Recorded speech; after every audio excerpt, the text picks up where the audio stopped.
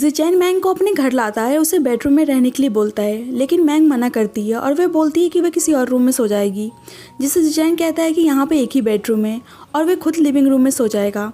मैंग हिचकिचा रही होती है, इसीलिए वह कहता है कि वह अभी सही से रिकवर नहीं हुई है, इसीलिए मैं लिविंग रूम में सो जाऊँगा और लास्टली मैंग उसकी बात मान लेती है। दूसरी साइड मैंग के बिना शायो को अच्छा नहीं लग रहा था, लेकिन जियाओ बहुत ज़्यादा खुश थी और वह कहती है कि उसका भाई रोमैंग को अपने प्राइवेट रेजिडेंस में रख रहा है। कितना प्यारा है ना, रोमैंग का इतना ज़्यादा ख्याल रखता है। सही में रोमैंग बहुत ज़्यादा लकी है। और कहती है कि शायद हमारे मैरिज के बाद वे दोनों भी शादी कर लेंगे और हमारे जाओ फैमिली में डबल हैप्पीनेस आ जाएगी। शायद उसकी बातों में बिल्कुल भी इंटरेस्ट नहीं दिखाता है, क्योंकि उसे अंदर ही अंदर मैंग के लिए गुस्सा आ रहा था कि वह जिचेन के साथ कैसे चली गई, और जियाओ को बहाना लगाकर वहाँ से चला जाता है। यहाँ मैंग आ तो गई थी, लेकिन उसे बिल्कुल भी नींद नहीं आ रही होती है और वह शायो के बारे में सोची जा रही थी। वैसे तो उसे मेंशन से निकलना था, लेकिन आज वो मेंशन से निकलने के बाद भी शायो की वजह से बहुत ज़्यादा बेचैन दिख रही होती है। और दूसरी साइड शायो का भी यही हालत होता है, उसे भी नींद नहीं आ रही होती है और वह मैंग के बारे में सोचे जा रहा था। रात में हम देखते हैं किसी लड़की को एक आदमी किडनैप कर लेता है और सॉर्डिनेट इस बारे में शायो को इन्फॉर्म करता है और यहाँ पता चलता है कि ऐसे ही बहुत सारी लड़कियाँ किडनैप हुई हैं। सॉर्डिनेट बताता है कि बेस्ट स्ट्रीट के आसपास ही वह लड़की किडनैप हुई है और शायो कंक्लूजन निकालता है कि आज तक जितनी भी किडनैपिंग हुई है वे वेस्ट स्ट्रीट के आसपास ही हुई है और वे सॉर्डिनेट को कुछ पता लगाने के लिए बोलता है। एज अ ऑडियंस मैं बताना चाहती हूँ कि जिचेन भी वेस्ट स्ट्रीट के आसपास ही रहता है, तो शायद वह इसमें शामिल है। दूसरी साइड जिचेन मैंग को प्यार से ब्रेकफास्ट प्रिपेयर करके खाने को देता है और उसका बहुत ज़्यादा ध्यान रख रहा होता है और वह कहता है कि वह बहुत ज़्यादा खुश है कि वह उसके साथ आने के लिए तैयार हो गई और वह अपने प्यार का इजहार करने जा ही रहा होता है कि मैंग को उसकी बातें पहले ही समझ में आ जाती है और वह कहती है कि जिचेन तुम बहुत अच्छे हो और मैं लकी हूँ कि मैं तुमसे मिल पाई और शुरू से मैं तुमको खुद के बहुत ज़्यादा क्लोज फील करती हूँ, तो क्या हम एक ब्रदर सिस्टर की तरह बन के रह सकते हैं। ये सुन के जिचेन उदास हो जाता है और कहता है उसे पता है वह उसके लिए क्या फील करता है, वह उसका भाई बन के नहीं रहना चाहता है। मैंग कहती है वह उसकी फीलिंग्स को समझ रही है, लेकिन वह उसके लिए सेम फीलिंग नहीं रखती है। जिचेन को पता था कि मैंग शायो को पसंद करती है, इसीलिए वह कहता है कि वो शायो के बारे में क्या फील करती है और ये सुनकर मैंग कहती है कि उसने ऑलरेडी मेंशन छोड़ दिया है, तो वह उसके बारे में जिक्र क्यों कर रहा है। जिचेन कहता है कि शायो उसके साथ इतना बुरा बिहेव करता है, फिर भी वो उसको कैसे पसंद कर सकती है, और ये सुनकर मैंग वहाँ से जाने लगती है, जिससे जिचेन कहता है कि ठीक है, एक दोस्त बन के तो रह ही सकते हैं, और मैंग उसकी बात मान लेती है। दूसरी साइड शायो अभी भी इन्वेस्टिगेशन कर रहा था और सॉर्डिनेट बताता है कि उसने इस स्ट्रीट में बेट लगा दिया है जैसे उसने कहा था, और वह इन्फॉर्म करता है कि रोमैंग भी जिचेन के साथ इस स्ट्रीट ही गई है। ये सुन के शायो कहता है कि वह उसके सामने रोमैंग का जिक्र क्यों कर रहा है। सॉर्डिनेट को पहले ही पता था कि वो मैंग को पसंद करते हैं और उन्हें उसकी फिक्र है, लेकिन शायो उस पर गुस्सा करता है कि वह अभी केस पे काम कर रहा है और उसे कोई भी डिस्टर्बेंस नहीं चाहिए, लेकिन उसका मन बिल्कुल भी नहीं लग रहा था और वह बहुत ही बेचैन नजर आ रहा होता है। और दूसरी साइड जिचेन का सच सामने आता है और पता चलता है कि वह किडनैपर के साथ मिला हुआ है और इसके काफ़ी खतरनाक प्लान्स हैं। नेक्स्ट डे जिचेन मैंग को लेकर एक कॉस्मेटिक शॉप में आता है और मैंग को मेकअप में बहुत ज़्यादा इंटरेस्ट था, इसीलिए मेकअप चेक कर रही होती है और कहती है कि वह सोच रही है कि वह अपना खुद का स्टोर रन करेगी और उसका खुद का ब्रांड होगा, और वह जिचेन को पार्टनर बनने के लिए बोलती है और वह रेडी हो जाता है। मैंग जिचेन को एक मेकअप चेक करने के लिए बोलती है और जिचेन गलती से उसे अपने नाक पे लगा लेता है और मैंग उसे देखकर हंसने लगती है और वह उस पर लगे मेकअप को साफ कर ही रही होती है कि उसी वक्त शायो जियाओ के साथ स्टोर में आता है और वह मैंग को मेकअप साफ करते हुए देख लेता है। जियाओ जिचेन को स्टोर में देख के खुश हो जाती है और वह बताती है कि वो अपने वेडिंग के लिए शॉपिंग करने आई है, और वह उससे पूछती है कि वह शादी कब कर रहा है और वह रोमैंग को सिस्टर इन लॉ कब बनाने वाला है। जिचेन कहता है कि यह मजाक करने का टाइम नहीं है, लेकिन जियाओ कहती है कि उसे जल्दी शादी कर लेनी चाहिए और इसके बाद वो शायो को लिपस्टिक बाय करने में हेल्प करने के लिए बोलती है।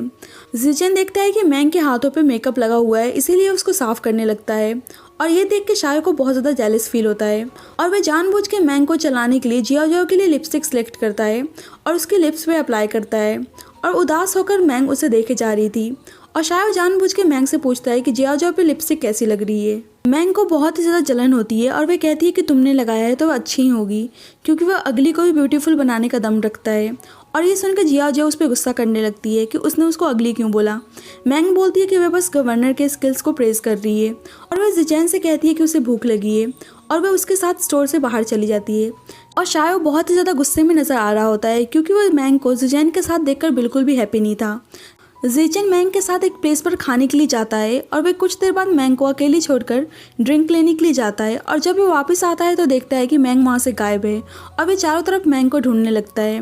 दूसरी साइड सॉबिनेट शायो को उन किडनैपर से रिलेटेड न्यूज़ देता है और शायो उसके साथ जा ही रहा होता है कि ज़ेचेन भागते हुए उसके पास आता है और इन्फॉर्म करता है कि मैंग अचानक से गायब हो गई है और ये सुनकर शायो हैरान हो जाता है और वह सॉबिनेट को कहता है कि वह उन लोगों को अरेस्ट करने जाए जब तक वे रोमैंग को ढूंढने जा रहा है, क्योंकि रोमैंग के गायब होने में ज़रूर कोई बात है। शायो पहले उस शॉप में जाता है जहां मैंग खाने के लिए गई थी और वहां उस टेबल पे वो क्रीम नोटिस करता है जो कुछ देर पहले मैंग ने बाय किया था। शायो नोटिस करता है कि बहुत सारे प्लेसेस पे क्रीम्स लगी हुई हैं और वह उस क्रीम्स की मदद से मैंग तक पहुंच जाता है और देखता है कि उसे किसी ने बांध करके रखा है।